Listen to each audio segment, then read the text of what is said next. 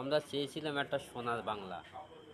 আমাদের শাসক দল আছে এখন, আর একটাই বিরোধী দল আইএসএফ।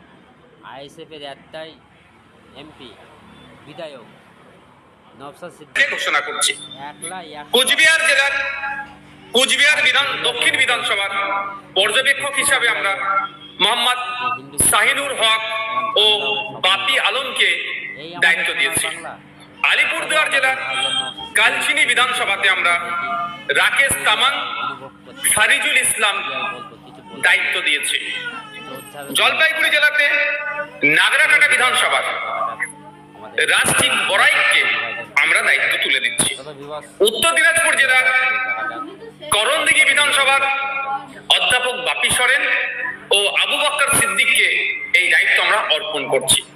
ইটাহার বিধানসভায় আনোয়ার হোসেন সাহেব এই দায়িত্ব